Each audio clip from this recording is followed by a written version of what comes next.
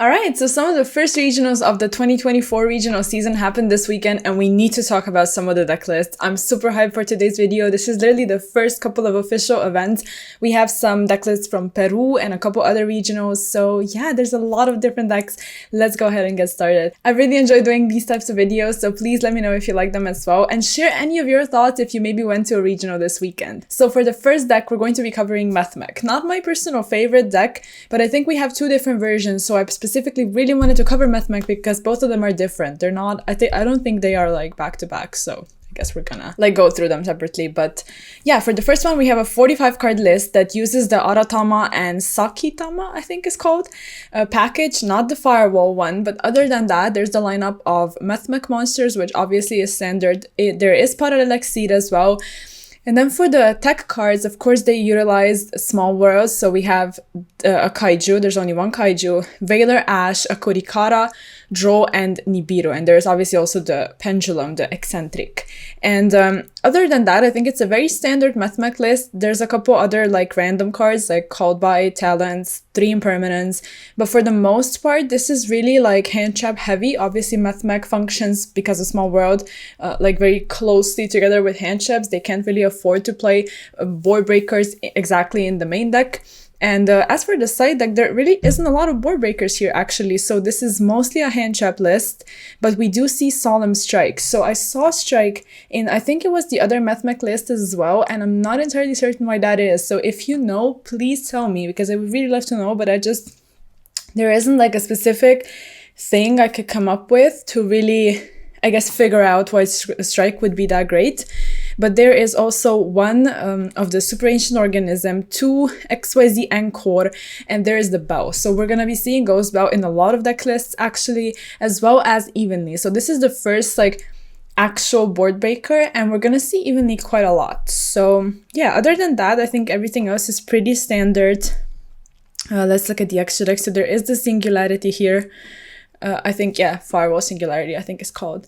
But yeah, other than that, I think everything else is quite standard. So moving on to Pearly. So this specific list I really like. I've looked through some of the lists before, but I really like this one because they are playing 3 field spell. I don't think there are words for me to explain to you how annoyed I am when they have the field spell. Obviously, now that most of the people started playing 3 copies, it is horrible when you open Veiler and Impermanence because you're only going to be able to use them on the normal summon monster, which is not going to, I guess, prove itself valuable enough, I think. So yeah, the field spell is just, it's a pain.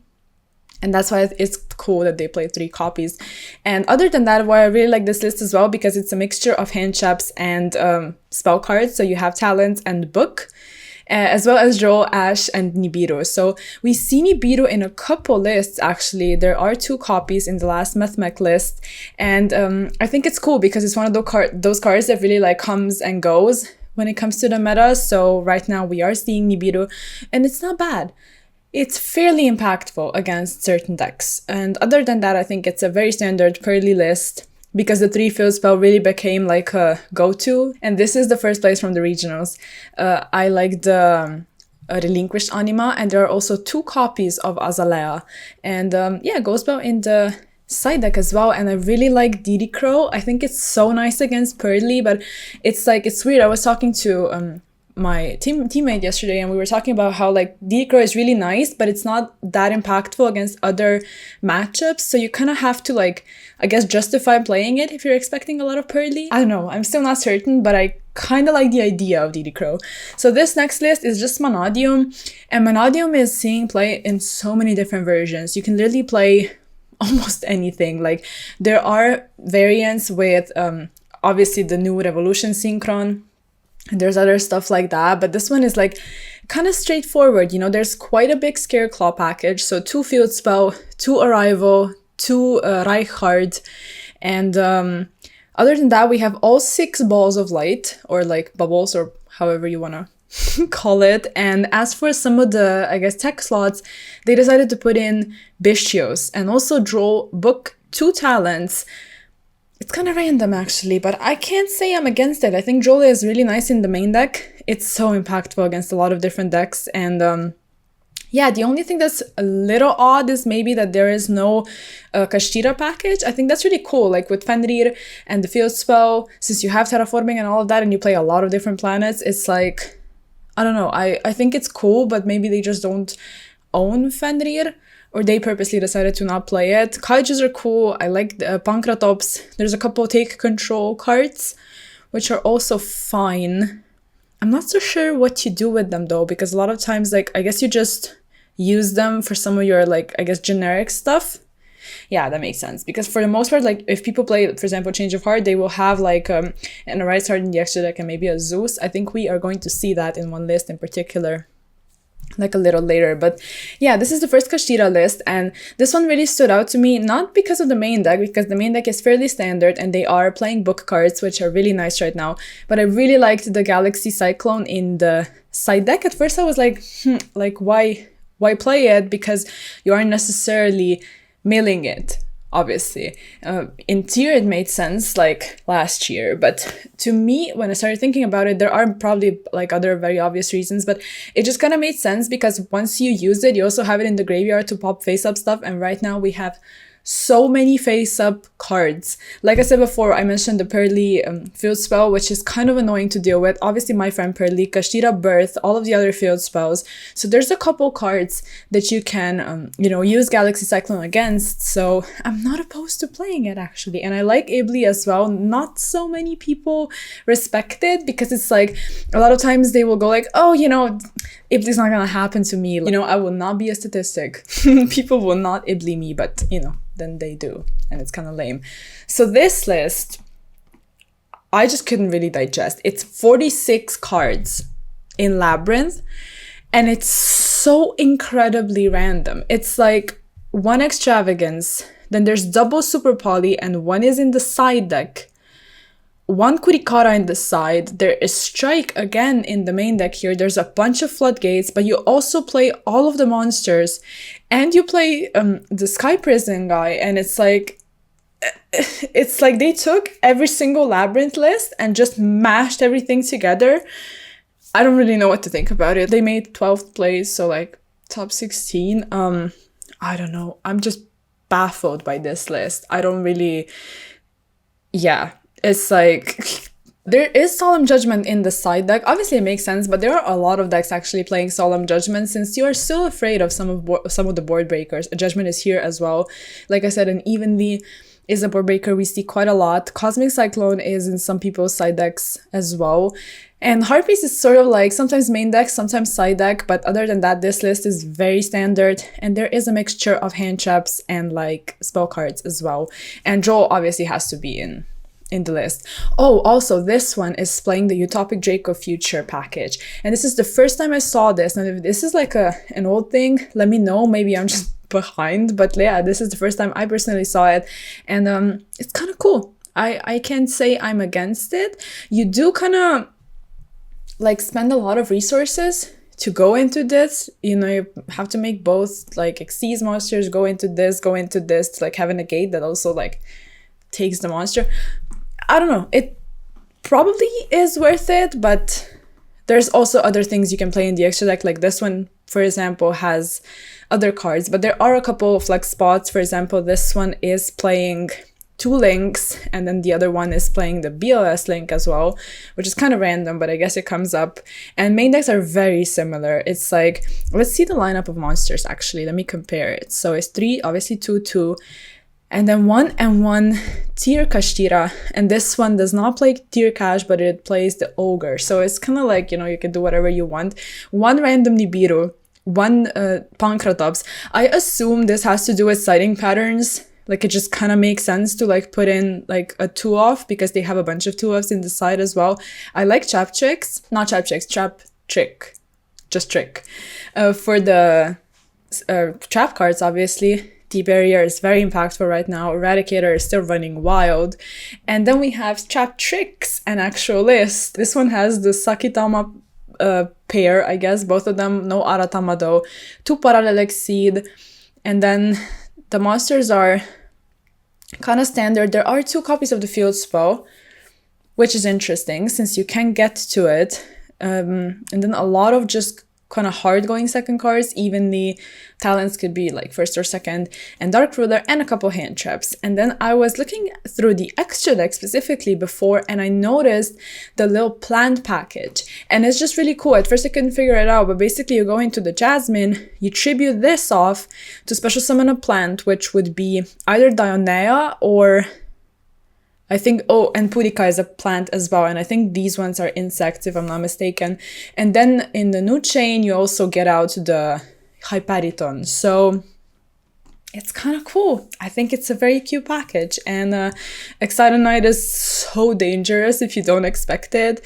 And there's obviously the Underworld Goddess as well, which is great to deal with Noir if you don't have any other ways of exactly dealing with it. Judgment again, Bell once more. It sees so much play in people's side decks. Like, they really respect Labyrinth and pretty much anything that Bell is good against, like Mathmech and like random stuff. Branded as well. Anti-spell. And then we also have, okay, so I wanted to bring up this pie chart, I guess just for fun, because we are mainly talking about the Peru regional, but this is all of the other decks, which is 50%. This is like quite a lot. And there is Sprite, Mathmech, Flunder, and Kashtira, which is actually kind of random. But yeah, I guess I just wanted to showcase this pie chart. There is no Branded, no Labyrinth, no Pearly, but there we saw like a couple lists, or at least one. I'm not certain. I think we have multiple, but I don't know if I saved every single one. Pretty sure I did. So, okay, we have a recap deck with only 41 cards. Usually people go like 45 or somewhere around that, but this one is very near to 40. Only one Lone Fire, and the tech cards are like one random thrust, which is fine. I guess you have a couple targets. This, 3 Ash. Yeah, I mean, it is fairly standard. Some people also play like random stuff like Pankratov, Kurikara, etc. But yeah, very, very standard Rika list. I guess Droplet is the only one that's a little out of the ordinary because the Rise Heart is still here. But yeah, then we have Flunder. I also looked at this list before. The only thing I had a problem with is there aren't any hand traps here. There's literally only Shifter. So if you don't open Shifter against some combo heavy decks, you have to rely into having these going second cards or getting to them with Prosperity if this resolves. So it's kind of like, it's a little risky. Like, I think the healthiest combination right now is a combination of both. And I know they have hand traps in the side deck as well, but putting it in the side deck is kind of like, okay, I'm probably losing game one if I don't open very specific cards against the combo heavy deck. Now, I might be wrong, but it's just something I have a little bit of an issue with. And Phantasma is very random, but I guess this was the meta that they expected. And then we have Rescue Ace. So this deck is like, it's really cool, but it's very fair. So poses support with the Diabella Star Witch and Snake Eye cards is going to be a little easier. So as for right now, people are just figuring it out. And I think it's really cool to see what they are coming up with. We have Petey Rice map. As for the going second cards, there's Ash Shifter, which is nice. Every time a deck can play Shifter, it just literally makes it better because we're in that type of format and have been in that type of format for the last couple of months or even a year to this point. So yeah, I'm just excited to see this deck do well. I honestly don't know that much about it. I have to still look into it. I'm trying to learn some of the new decks, and this one is like on my list. I just haven't really gotten around to it, but I like that you have a lot of utility in the extra deck. It's literally like a toolbox. You can do whatever you want with it, which is really cool. This deck is sort of like, it just takes a lot of very good cards, like Eradicator, it can play it. Shifter, it can play it. Prosperity, cool for consistency. So it's like, seems like a very cool deck, but it's just kind of sad to see that here in the TCG, it might not perform as well as in the OCG. So there's that, but yeah, moving on to Sword Soul. This list is probably the cleanest Sword Soul list I've seen in a long time because it's like so reminiscent of the old Sword Soul. It's literally everything that Sword Soul has always been doing. It's just so clean and has the Shatana and the one spell card, the Circle. I think it's Circle or something like that. It's really cool. Is it called Circle? I just can't really... Now I have an issue because I can't remember. Let me try to Pretty sure it's circle.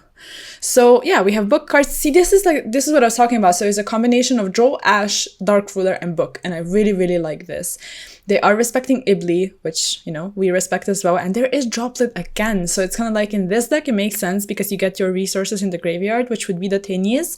But I don't think droplet is that great in any deck. So, like any other deck. So this is what I was talking about. This one plays Firewall and only one Sigma. Let's see, 3 Parallel. They chose to play the Fire Kaiju and also obviously Small World with some of the hand traps so you can bridge. And this is 40 cards only, and they decided to play Eccentric in the side deck. And again, Strike. So this is what I was asking, like, what's up with Strike? Please let me know. And also Twister. I don't think it's that great, but I guess if you can afford to pitch something, then sure. And yeah, I did see another Pearly list. I just haven't gotten to it yet. So this is the Pearly list. Very, very similar to what we saw before. Also draw, ash. There is Nibiru, talent, book, impermanence. It's like, again, 3 field spell. It's cool that the Pearly list is becoming fairly standard because you can kind of know what to expect when you're going up against them. And it's kind of hard facing Pearly by themselves. So it's cool to sort of know what to expect. But I literally played against the Pearly like a couple minutes before recording this video, and they played like a ton of kaijus and slumber and very random stuff on DB. So you kind of have to expect everything at this point. Scareclaw. So Scareclaw made 3rd place at the Peru regional, and yeah, you know, it is just pure Scareclaw. Feast your eyes on the pure Scareclaw with there can be and just Scareclaw monsters. I don't know that much about Scareclaw, but from what I know, it is very surprising that this deck made it as far as it did. So we have a little Kashtira package, obviously the field spell revival, and then draw, and a lot of random one-offs actually, which is interesting. And Bestios in the side deck. We started to see not that many Bestios in the side deck actually. So that's also another thing. Okay, so we have 2 hero lists, I think.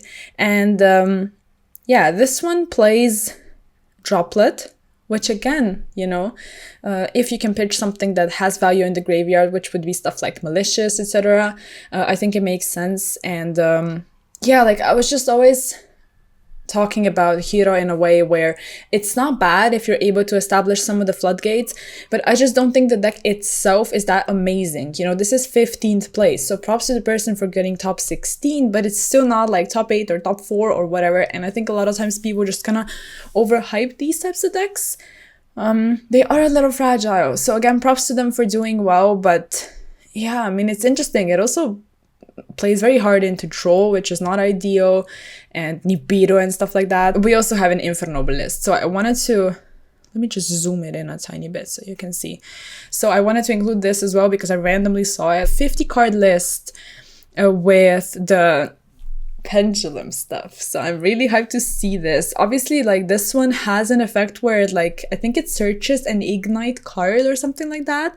So it ties together with the ignite monsters, which ties together with Adagnister. So that's why the Draco Slayer is here. And also the Majesty. And I'm just like, I'm so hyped that pendulum stuff is in here.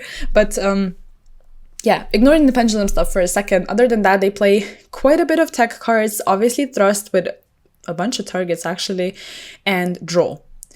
And is there any other hand trap? No, there are some in the side deck though. So we have Secret Village for Majesty in the side deck, which I also really like. And I'm not sure what this is, so if you know, please let me know. And also this little package of, like, I mean, they don't go together. It's just 2 random link monsters that I really like, because this is the Goki Ogre, which becomes unaffected and then it's able to pop cards. And I was always such a huge fan of this card. I'm going off on a tangent. I'm so sorry. If you're still listening, I appreciate you so much. But I really like wrestling, and the Goki archetype is about wrestling. And this Goki card is something that I really just wanted to summon at least once in my life because it's unaffected and it's really cool. And it just made me really hyped to see it in this list. So that's the story with this one. And then this other one is, I'll have both of them on the screen, because I forgot the name of the other one. It's like some kind of master or monster or something, or general or something like that. And I think it's removal. So it's also kind of cool because you get to go into it with 2 of the same type, I think, and you have only warriors. So yeah, and this is the rank 4 I talked about from the Soul Burning Volcano. which some people started to include in this list. So yeah, I'm fairly certain this is the last list for today, but I really enjoyed this. I'm hyped for new events for the 2024 season, so let me know if you are as well. Share all your thoughts in the comments. If you like the video, of course, feel free to like it, and also ding the bell so you are always notified whenever I post, and I'll see you in the next video. Bye.